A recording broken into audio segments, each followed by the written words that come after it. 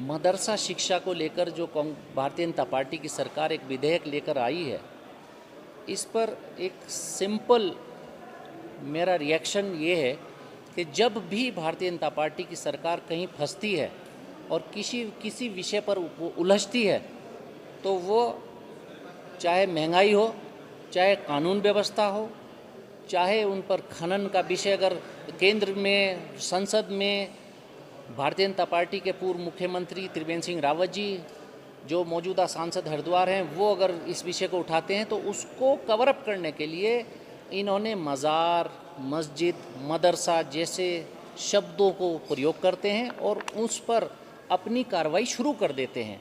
बेरोज़गारी जब उत्तराखंड में बढ़ेगी और आंदोलन बढ़ते हैं, तब भी इसी विषय को उजागर करते हैं। अभी यहाँ पर कानून व्यवस्था के विषय सबके सामने आ रहे हैं। चुनाव में, पंचायत चुनाव में गोलियां चल रही हैं, छीना झपटी हो रही है वोटों की, उससे दिमाग डाइवर्ट करना है सरकार को। आपदा, इतनी बड़ी आपदा है प्रदेश में और आपदा पर राशन नहीं पहुंच पा रहा है, वहाँ पर सही सुविधाएं नहीं पहुंच पा रही हैं, सरकार उचित सहायता नहीं दे पा रही है, उससे भी दिमाग भटकाना है सरकार को।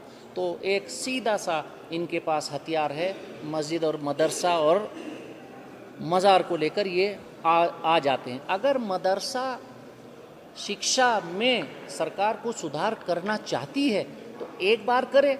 मदरसे बोर्ड को पिछले जब से भारतीय जनता पार्टी की सरकार है डिफंक्ट कर रखा है और कोई वो परमिशंस नहीं दे रहे हैं, परमिशंस रोक रखी हैं। और जब वो डिफंक्ट कर रखा है, अब उसको नया बनाएं, नया नाम दें, स्वरूप बदलें, उसकी ज़रूरत ही कहाँ पड़ती है। आप जो भी मदरसा बोर्ड बना हुआ है वो संवैधानिक व्यवस्थाओं के तहत बना हुआ है। अनुच्छेद 29, अनुच्छेद 30, वो सब संवैधानिक व्यवस्थाओं के तहत बना हुआ है।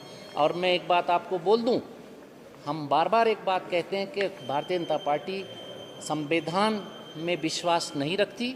ये संविधान बदलने के लिए, संविधान को घुमाने के लिए ये लगातार उतारू है और ये छोटी छोटी पहल बीजेपी सरकार करती है। धीरे धीरे ये अब उस पहल की ओर आना चाह रहे हैं जहां आने वाले वक्त में अनुसूचित जनजाति और अनुसूचित जातियों के आरक्षण को भी ये समाप्त करेंगे। मैं आपके सामने फिर बोल रहा हूं, ये भारतीय जनता पार्टी की सरकार संविधान में विश्वास नहीं रखती। ये समाज के उन तबकों को ये सिर्फ नारे के साथ चलाना चाहती है, सबका साथ सबका विकास, लेकिन आने वाले वक्त में ये छोटी छोटी ये अल्पसंख्यकों से शुरू करती है और अल्पसंख्यकों की पहल करने के बाद अब धीरे धीरे अनुसूचित जाति और